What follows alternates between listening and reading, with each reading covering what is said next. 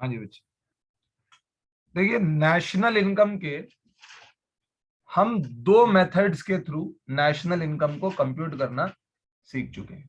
ठीक, अब हम जो मेथड सीखने वाले हैं उसका नाम है एक्सपेंडिचर मेथड। कौन सा मेथड है? Expenditure method. ठीक है, चलिए तो एक्सपेंडिचर मेथड को समझते हैं, और इसको समझने से पहले हम इस बात को जानना चाहेंगे, क्या अगर हम एक्सपेंडिचर मेथड को अप्लाई करते हैं तो क्या इससे भी देश की इनकम निकाली जा सकती है? देखो, बार बार मैं आपसे एक चीज कहूंगा कि आप एक चीज को समझने की कोशिश कीजिए जिसको कहा जाता है सर्कुलर फ्लो ऑफ इनकम। क्या कहा जाता है? Circular flow of income. अब ये सर्कुलर फ्लो ऑफ इनकम आपको खुद बता देगा कि आप इनकम मेथड हो, प्रोडक्शन मेथड हो या एक्सपेंडिचर मेथड हो, आप तीनों मेथड के थ्रू क्या कंप्यूट कर सकते हैं? नेशनल इनकम कंप्यूट कर सकते हैं।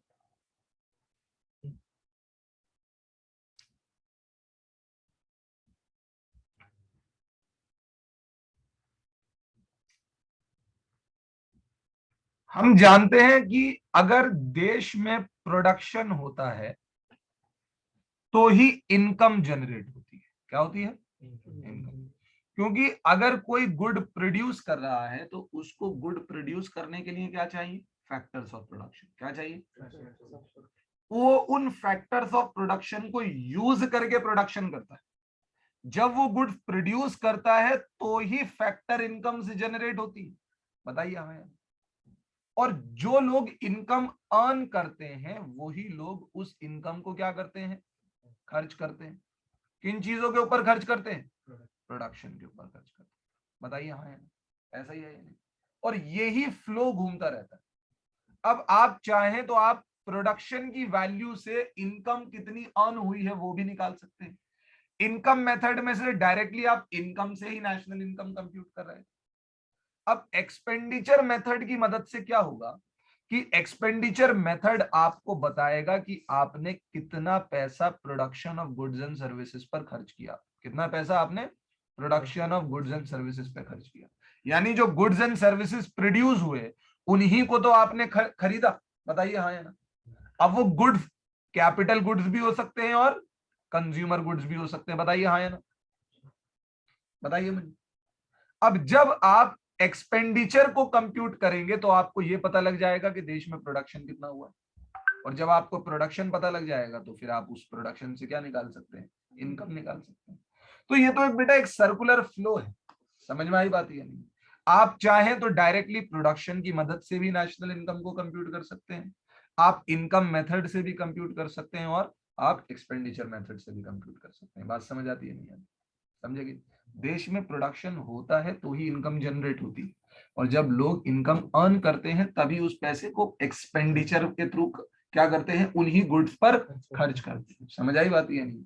तो इसी तरीके से हम देश की इनकम को आइडेंटिफाई कर सकते हैं। समझ में आती है बात या नहीं?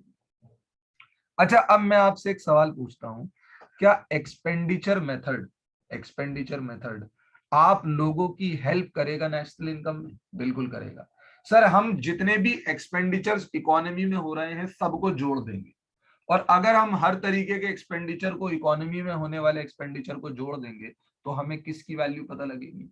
हमें इनडायरेक्टली एक तरीके से देश में होने वाले प्रोडक्शन की वैल्यू पता लग जाएगी, क्योंकि खर्च हुआ कहां पर होगा? गुड्स एंड सर्विसेज पर ही तो होगा। बात समझ आती है नहीं आती? अब बहुत से लोगों का दिमाग चलता है, सर जरूरी थोड़ी है सारा पैसा लोग खर्च ही कर देते हैं। कुछ लोग क्या करते हैं? सेव भी तो करते हैं। क्या करते हैं? तो वो सेविंग्स कहाँ जाती है? बैंक क्या करता है उन सेविंग्स के? उस पैसे को लोगों को दे देता है लोन पे, और वो लोग लोन लेकर कहाँ खर्च करते हैं? अगर कंज्यूमर बैंक से लोन ले रहा है तो कंज्यूमर गुड पे खर्च करेगा, और अगर इन्वेस्टर यानी एक प्रोड्यूसर लोन ले रहा है तो वो प्रोडक्ट कैपिटल गुड्स पे खर्च करेगा। और यही तो मैं समझाना चाह रहा हूं। समझ में आती है बात? ये नहीं आती? भाई आप मुझे बस एक सिंपल सी बात बताओ, आप एक्सपेंडिचर मेथड से क्या पता लगा रहे हैं? नेशनल इनकम कंप्यूट करने की कोशिश कर रहे हैं। और आप मुझे बताइए आपका ये एक्सपेंडिचर होता कहां पर है? आप सारा एक्सपेंडिचर गुड्स एंड सर्विसेज पे ही तो करते हैं। आपने प्रोडक्शन मेथड के थ्रू गुड्स एंड सर्विसेज की वैल्यू निकालकर इनकम नहीं निकाली, नेशनल इनकम। जब आप एक्सपेंडिचर मेथड से निकालने की कोशिश करेंगे तो एक्सपेंडिचर मेथड से भी तो क्या निकल जाएगी? गुड्स एंड सर्विसेज की वैल्यू निकल जाएगी। फिर उससे क्या निकाल लेना? नेशनल इनकम निकाल लेना। समझ आई बात? ये नहीं। फिर आप कहते हो कि सर जितनी हम कमाई करते हैं सारा पैसा खर्च थोड़ी होता है, कुछ खर्च करते हैं कुछ सेव करते हैं। भैया सेविंग कहां करते हैं? बैंक में करते हैं। बैंक किसको देता है वो पैसा? या तो वो पैसा प्रोड्यूसर को देता है या फिर बैंक वो पैसा किसी कंज्यूमर को दे देता है। और कंज्यूमर फिर अगेन उसे क्या करता है? कंज्यूमर गुड्स पर खर्च कर देता है और प्रोड्यूसर उसे क्या कर देता है? कैपिटल गुड्स पर खर्च कर देता है। तो ले देके डायरेक्टली और इनडायरेक्टली आप एक्सपेंडिचर मेथड के थ्रू देश में होने वाले प्रोडक्शन की वैल्यू को कंप्यूट कर सकते हैं। समझ में आती है बात? Is there any problem? बताइए मुझे। तो एक्सपेंडिचर मेथड भी आपकी मदद करेगा नेशनल इनकम को कंप्यूट करने के लिए। मैं जस्ट इस बात की अभी तक गवाही दे रहा हूं आपको कि एक्सपेंडिचर मेथड के थ्रू भी नेशनल इनकम कंप्यूट की जा सकती है, लेकिन कैसे की जा सकती है वो अभी सिखाऊंगा। समझ आई बात या नहीं? चलिए। लेकिन लोग कैश की बुक में भी तो सेविंग्स रखते हैं, उसे लीकेजेस कहते हैं। क्या कहते हैं? लीकेजेस कहते हैं। इनकम का वो हिस्सा जो दोबारा से एक्सपेंडिचर नहीं हो पाया किसके अंदर? गुड्स की फॉर्म में। अब देखो मैं तभी कहता हूं कि हम क्या कर रहे हैं? एस्टिमेट कर रहे हैं। क्या कर रहे हैं? एस्टिमेट, अंदाजा लगा रहे हैं। समझ आई बात? ये नहीं एग्जैक्ट तो नहीं कर निकाल सकते ना। समझ में आई बात? ये नहीं। जो मेथड ज्यादा अप्रोप्रिएट होता है हम उसे चूज कर सकते हैं। तभी तो इसे एस्टिमेशन ऑफ नेशनल इनकम कहा जाता है, कंप्यूटेशन थोड़ी कहा जाता है। अब आप चाहे फैक्टर इनकम को जोड़ने की बात कर रहे हैं तो सारी फैक्टर इनकम्स तो आप वैसे भी नहीं जोड़ सकते। बहुत से लोगों ने तो अपनी इनकम्स छुपाई हुई होती, उनकी इनकम्स को थोड़ी जोड़ पा रहे हैं आप। समझ आई बात? ये नहीं। अगर आप प्रोडक्शन मेथड की बात कर रहे हैं तो सबका प्रोडक्शन भी आपको नहीं पता लग रहा। समझ आई बात? ये नहीं।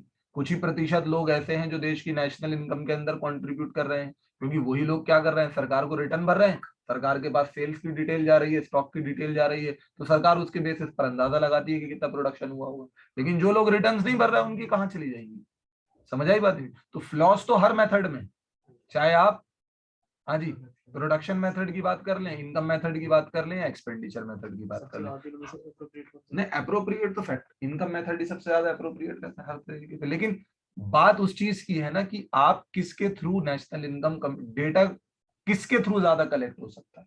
एक्सपेंडिचर्स का डेटा ज्यादा अच्छी तरीके से आपको कलेक्ट कर पा रहे हैं, प्रोडक्शन का डेटा आप गवर्नमेंट ज्यादा अच्छे से कलेक्ट कर पा रही है, या इनकम का डेटा गवर्नमेंट अच्छी तरीके से कलेक्ट कर पा रही है। समझ में आई बात? ये तो गवर्नमेंट पे डिपेंड करेगा। लेकिन बनाने वाले ने जो नेशनल इनकम का फॉर्मूला बनाना चाहता है वो कम से कम एक स्ट्रक्चर तो देगा आपको। समझ में आई बात? ये नहीं कि भाई देखो इस तरीके से करो, ये डेटा लेकर आओ, ये सब जोड़ के नेशनल इनकम निकालो। अब आपको वो सारा डेटा मिल पाता है, कितना मिल पाता है, कितना नहीं मिल पाता, वो अलग चीज। लेकिन आपको पहले कम से कम एक स्ट्रक्चर तो मिले कि हम कैसे कंप्यूटेशन कर सकते हैं। हम यहाँ पर ये थोड़ी कर रहे हैं कि ये तो डेटा अवेलेबल ही नहीं होगा सरकार के पास, है ना। हम इन चीजों की बात थोड़ी कर रहे हैं, हम तो अजम्पशन बेसिस पर काम कर रहे हैं कि अगर हमारे पास सारा डेटा अवेलेबल हो तो ये इन चीजों के जरिए से आप क्या निकाल सकते हैं? नेशनल इनकम कंप्यूट कर सकते हैं। समझ में आती है बात? ये नहीं। Is there any problem? चलिए सबसे पहले हम एक्सपेंडिचर मेथड में पढ़ चुके हैं कि एक्सपेंडिचर मेथड से भी नेशनल इनकम को कंप्यूट किया जा सकता है। अब एक्सपेंडिचर मेथड के थ्रू नेशनल इनकम को कंप्यूट करना भी सीखना पड़ेगा। समझ आती है बात? ये नहीं। देखो बेटा आप मुझे एक बात बताइए, दो तरीके के गुड्स हैं, एक है कंज्यूमर गुड्स और एक है कैपिटल गुड्स। कंज्यूमर गुड्स पर होने वाला खर्चा क्या कहलाता है? Consumption expenditure. कौन क्या कहलाता है? Consumption expenditure. और कैपिटल गुड्स पर होने वाला खर्चा क्या कहलाता है? इन्वेस्टमेंट। क्या कहलाता है? इन्वेस्टमेंट। समझ आई बात? ये नहीं क्या कहलाता है? इन्वेस्टमेंट।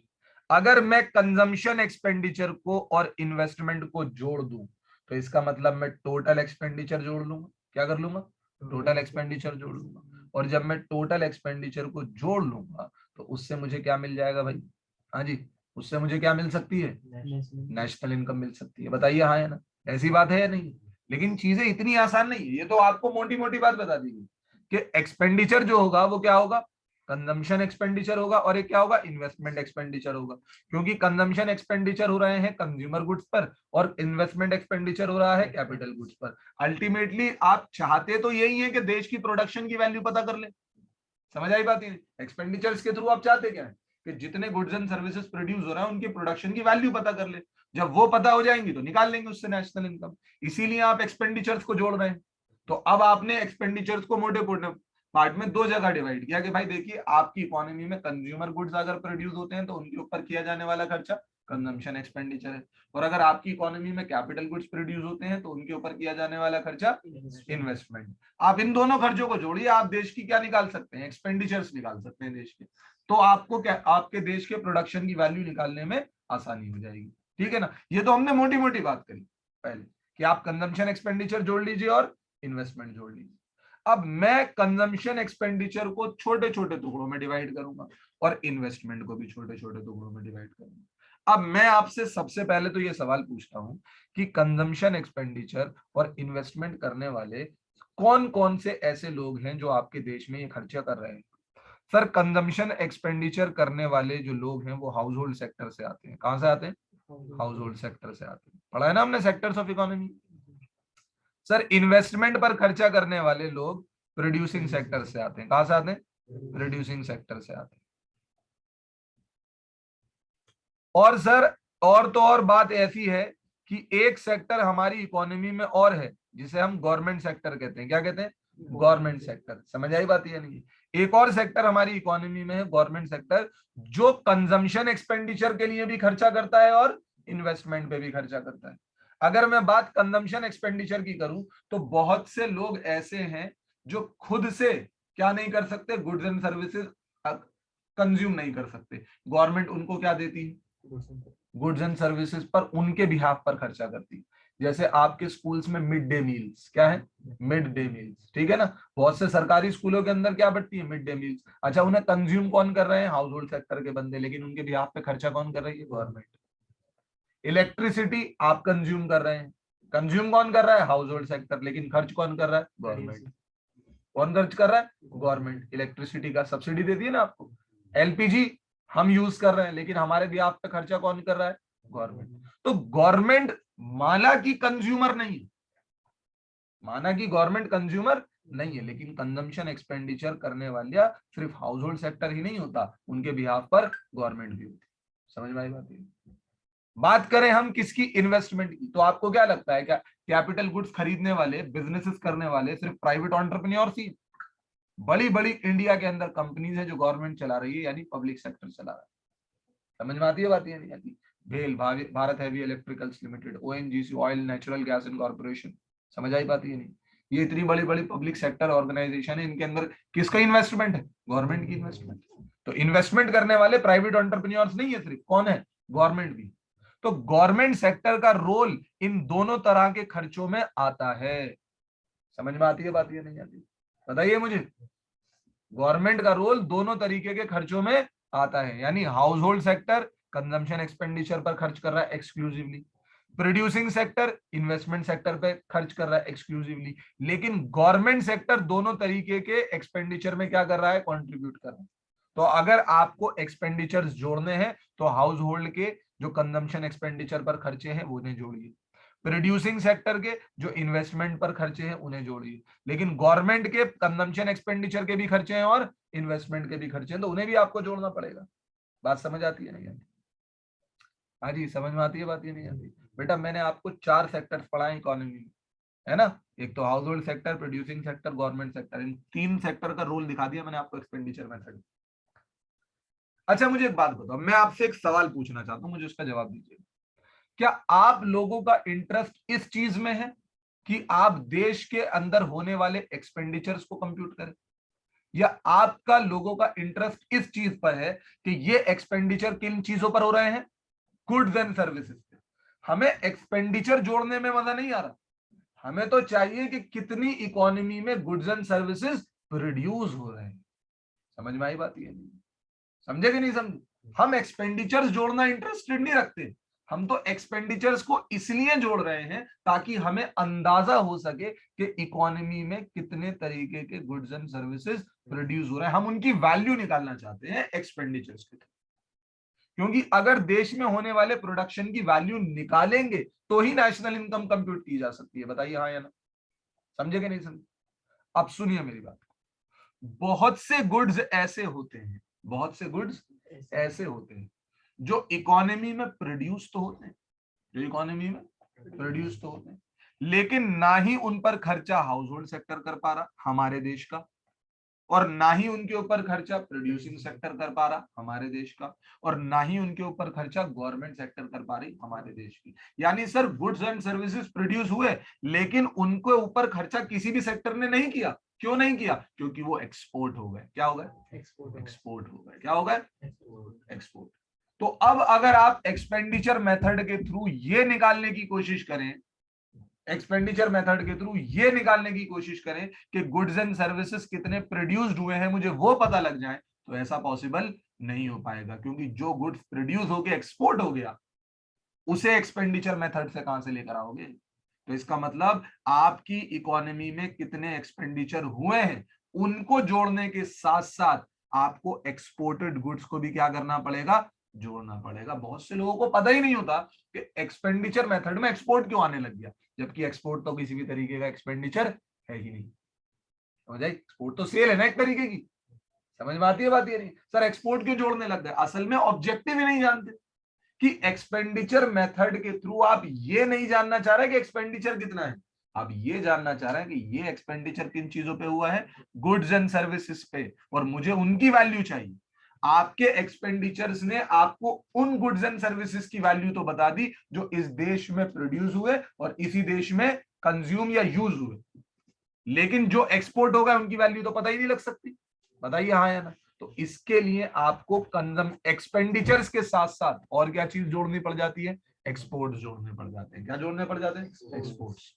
दूसरी चीज, सर ये जो एक्सपेंडिचर हो रहा है चाहे वो कंजम्पशन है या इन्वेस्टमेंट, जरूरी थोड़ी है कि हमारी इकोनॉमी में होने वाले ही गुड्स पर क्या हो रहा होगा?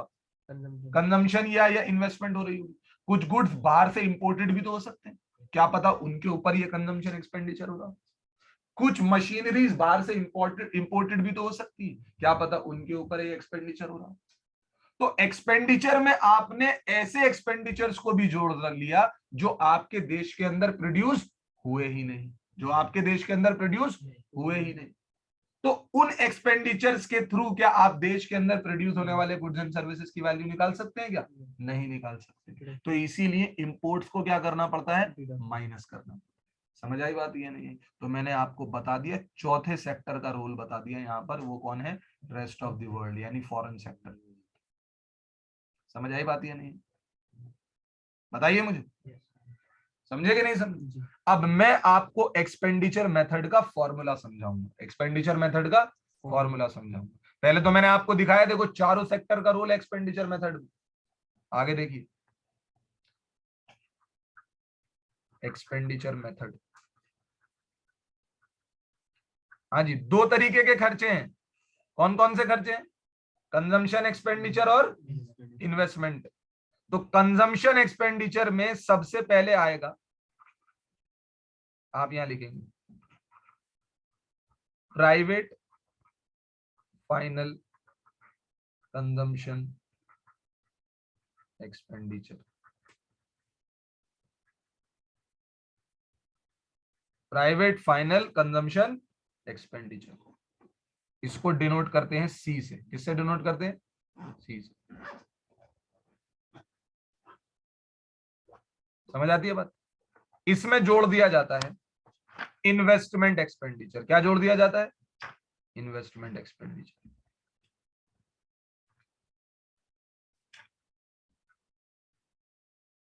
इसको डिनोट किया जाएगा आई से। इसको डिनोट किससे किया जाएगा? आई से। ठीक है, अब जरा इधर देखो, मैंने सबसे पहले क्या बोला था? Consumption expenditure. क्या बोला था? तो मैंने यहां पर लिखा भी सबसे पहले क्या? कंजम्पशन एक्सपेंडिचर, लेकिन उसके आगे क्या लगा दिया? प्राइवेट। क्या लगा दिया? प्राइवेट। क्यों लगाया? क्योंकि सबसे पहले मैंने वो कंजम्पशन एक्सपेंडिचर्स लिखे जो किसने किए हैं, हाउस होल्ड सेक्टर में। किसने किए हैं, हाउस होल्ड सेक्टर में। फिर मैंने क्या लिखा, इन्वेस्टमेंट एक्सपेंडिचर। क्या लिखा, और इन्वेस्टमेंट एक्सपेंडिचर पर खर्चा किसने किया है, प्रोड्यूसिंग सेक्टर ने। किसने किया है, प्रोड्यूसिंग सेक्टर ने। किसने किया है, प्रोड्यूसिंग सेक्टर ने। अब तीसरा नाम मैं लिखने जा रहा हूं, वो है गवर्नमेंट एक्सपेंडिचर। क्या है, गवर्नमेंट फाइनल कंजम्पशन एक्सपेंडिचर।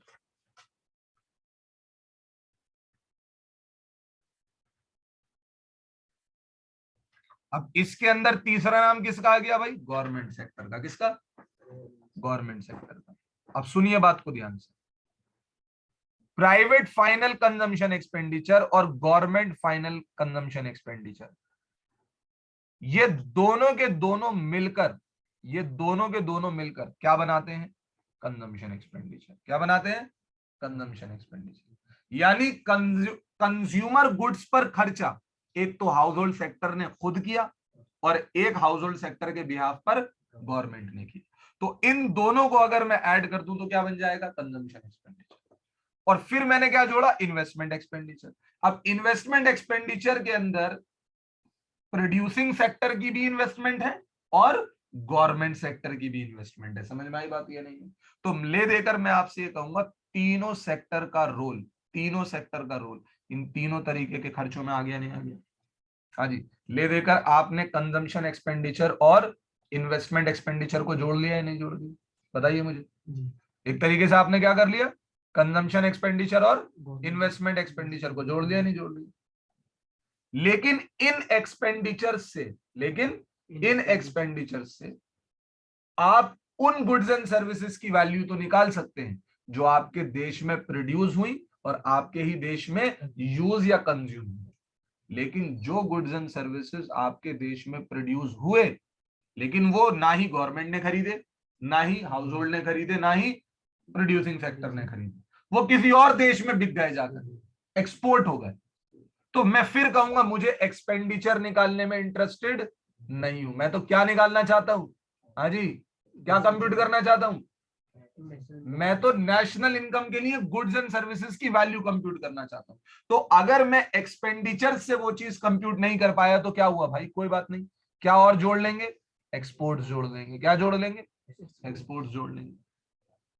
समझ आई बात ये? तो आप कोई पूछे ना एक्सपोर्ट्स क्यों ऐड होता है, यार एक्सपोर्ट्स तो खर्चा है ही नहीं।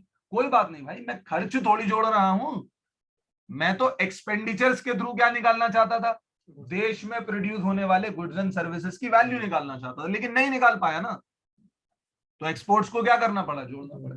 लेकिन कुछ खर्चे जो ऊपर ये तीन जो आप जोड़ रहे हैं, जिन तीन खर्चों को आप जोड़ रहे हैं ना, उन तीन खर्चों के अंदर शायद वो खर्चे ऐसे भी हो सकते हैं जो उन गुड्स एंड सर्विसेज पे कर दिए गए हों जो आपके देश में प्रोड्यूस हुए ही नहीं थे, यानी किन पर, इंपोर्ट्स पर। किन के ऊपर, तो ऐसे खर्चे भी आ जाएंगे, और ऐसे खर्चे आ जाएंगे तो देश के अंदर प्रोड्यूस होने वाले गुड्स एंड सर्विसेज की वैल्यू थोड़ी पता लगेगी। आपको क्या करना पड़ेगा, उसमें से इंपोर्ट्स को माइनस करना पड़ेगा। इसीलिए मैं यहां पर लिख रहा हूं नेट एक्सपोर्ट्स। क्या लिख रहा हूं, नेट एक्सपोर्ट्स, यानी एक्सपोर्ट्स को जोड़ेंगे और इंपोर्ट्स को माइनस करेंगे। एक्स फॉर एक्सपोर्ट्स और एम फॉर इंपोर्ट्स। समझ में आती है बात या नहीं आती, एक्स एम।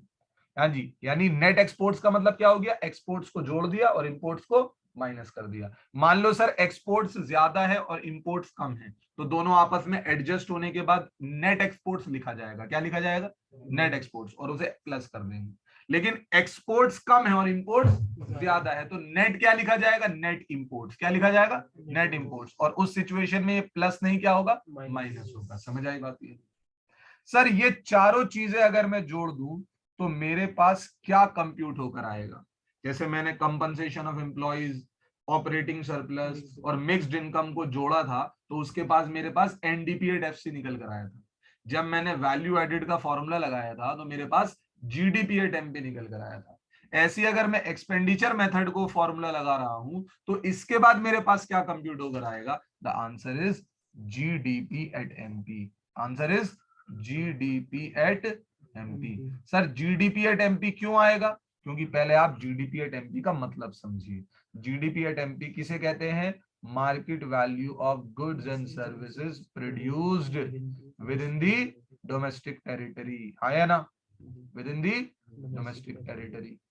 और भैया मैं क्या निकाल रहा हूँ इतनी देर से बताना, मैं क्या एक्सपेंडिचर जोड़ रहा हूँ, मैं यही तो निकाल रहा हूँ कि कितने गुड्स एंड सर्विसेज की वैल्यू प्रोड्यूस्ड हुई है डोमेस्टिक टेरिटरी में, यही तो निकाल रहा हूँ मैं इतनी देर से, बताइए हाँ या ना। जब आप सारे एक्सपेंडिचर जोड़ रहे हो तो आप गुड्स एंड सर्विसेज की वैल्यू ही तो निकालना चाहते हो। जब सारे एक्सपेंडिचर जोड़ दिए, गुड्स एंड सर्विसेज की वैल्यू आ गई, तो वो क्या कहलाती है, जीडीपी एट एमपी तो कहलाती है। और एक बार अगर जीडीपी एट एमपी कंप्यूट हो गई एक्सपेंडिचर मेथड के थ्रू, तो अब आप उससे ट्रेवल करके कहां जा सकते हैं, एनएनपी एट एफसी पे जा सकते हैं। कहां जा सकते हैं, एनएनपी एट एफसी पे। ग्रॉस से नेट में जाने के लिए आपको क्या करना पड़ेगा, डेप्रिसिएशन को माइनस करना पड़ेगा। डोमेस्टिक से नेशनल में जाने के लिए आपको फैक्टर इनकम फ्रॉम अब्रॉड को ऐड करना पड़ेगा। और अगर आपको मार्केट प्राइस से फैक्टर कॉस्ट पे जाना है तो आपको इनडायरेक्ट टैक्सेस को माइनस करके सब्सिडीज को जोड़ना पड़ेगा। बताइए बच्चे, जितने भी बच्चे ऑनलाइन है उन्हें भी समझ में आया और यहाँ भी सबको समझ आया? हाँ जी बेटा। क्योंकि बेटा मैं अगर कोई गुड्स एंड सर्विसेज की वैल्यू निकालता हूं तो वो फाइनल गुड्स होने चाहिए। क्या होने चाहिए, फाइनल गुड्स। इंटरमीडिएट गुड्स को नेशनल इनकम की कंप्यूटेशन में यूज नहीं करते, क्योंकि इंटरमीडिएट गुड्स तो क्या कर रहे होते हैं, डबल काउंटिंग कर रहे होते हैं ना। तो फाइनल गुड्स इंपॉर्टेंट होते हैं हमारे लिए। हाँ जी, सबको क्लियर होती है भाई बात ये मेरी? अभी नेक्स्ट क्लास के अंदर मैं इस फॉर्मूले को थोड़ा और इलेबोरेट करूंगा। समझ आई बात या नहीं? यानी कुछ चीजें जैसे इन्वेस्टमेंट एक्सपेंडिचर है, क्या है, इन्वेस्टमेंट एक्सपेंडिचर। इन्वेस्टमेंट एक्सपेंडिचर में थोड़ा फर्दर और आपको समझाया जाएगा। समझ आई बात या नहीं? इन्वेस्टमेंट एक्सपेंडिचर को ही थोड़ा डीप लेकर जाना है, बाकी तो सब एज इट इज। समझ आई बात नहीं? किसी में भी कुछ एक्स्ट्रा नहीं है। प्राइवेट फाइनल कंजम्पशन एक्सपेंडिचर मतलब private final consumption expenditure, question में एज इट इज मिलेगा। Government final consumption expenditure as it is मिलेगा। Exports minus net export as it is मिलेगी। पर ये जो इन्वेस्टमेंट एक्सपेंडिचर है ना, इसके अंदर थोड़ी सी डेप्थ है। जैसे आपने देखा होगा कंपनसेशन ऑफ एम्प्लॉइज के 4 कंपोनेंट निकले थे, प्रॉफिट के 3 कंपोनेंट निकले थे। ऐसे इन्वेस्टमेंट एक्सपेंडिचर के अंदर थोड़ी सी डेप्थ है, इसको कंपोनेंट वाइज हमें समझना पड़ेगा। जब हम इसे समझ लेंगे तो फर्दर हम क्या कर सकते हैं, न्यूमेरिकल्स पे मूव कर सकते हैं। बात समझ आती है नहीं आती? अभी के लिए मुझे बताओ बेटा, इनके लॉजिक से समझना सबसे इंपॉर्टेंट होता है। फॉर्मूला तो कोई भी याद करा देता है यार। हाँ नेगेटिव में या पॉजिटिव, समझ में आती है बात या नहीं आती? सबको क्लियर है भाई? चलिए, एक्सपेंडिचर सबसे मुश्किल यही मेथड मानते हैं लोग इसे, लेकिन आपको कहीं से भी मुश्किल नहीं लगेगा ये। समझ आती है बात या नहीं आती? चलिए, थैंक यू सो मच।